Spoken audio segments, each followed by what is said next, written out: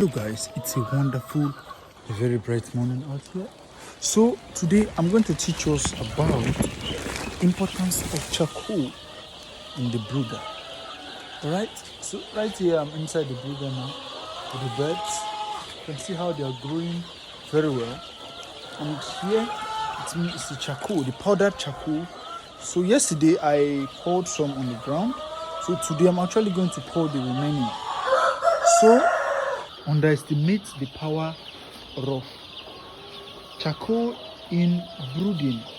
Alright, we don't know that charcoal really helps to take off coccidiosis. Okay, it absorbs moisture from the litter. Yes, it absorbs moisture from the litter. And if these birds feed on this charcoal, they'll have no issue. Alright. It also helps to cure CRD, which is also known as the chronic respiratory disease. So guys, most times to get this charcoal, you have to go to those people that sell charcoal in the market and ask them to give you the charcoal dust. Alright. Or most times when they are done with the particular charcoal bag, at the down part of the bag, this dust will be found there. Okay, you can see this bird feeding on it, and I can assure you that you have no problem with charcoal dust. All right, so it helps and it plays a very good role in the brooder. So guys, it's extremely important. So I will get more if I can.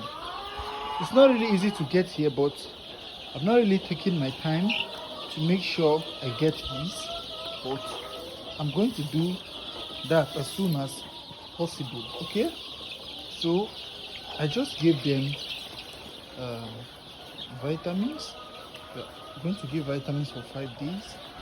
So this is day 2. Right, so this bed is currently 16 days old.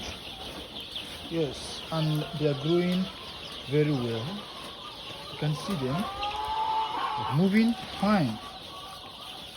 Okay, so the goal is, as a farmer that you are, definitely challenges must come. So that is the only way you have to prove to yourself that you can make this happen, by tackling this issue, remaining calm in the process, because most times it's not really easy to remain calm in a situation or an unplanned situation, especially that of the poultry farm. Can you see this bird feasting on that charcoal? Yes, they're actually eating that charcoal dust. All right, and it's very good for them. Yes, it's extremely good for them. Okay, so I just help to spread it out with my legs. And I've also I gave them feeds this morning. You see their feeders, there are enough feeds inside. So just spread around, because these birds move around and they also sunbait. So when they sunbait, they also help to spray this charcoal. Alright, so the goal is to make sure it go round. I'll still get more, as many as I can.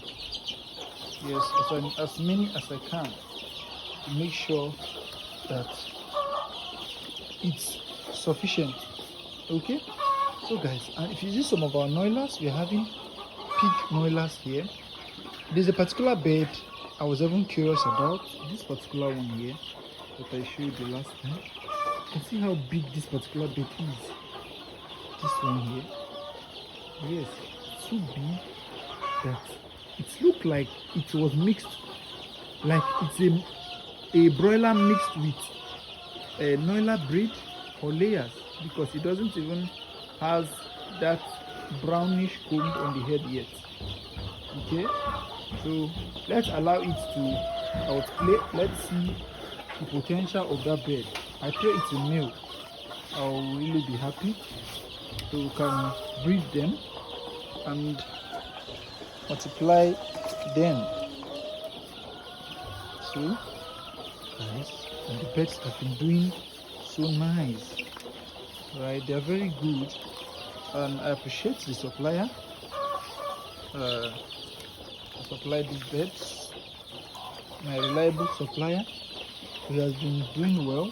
He has been trying very, very well to make sure I get pullets, even when the pullet is very scarce.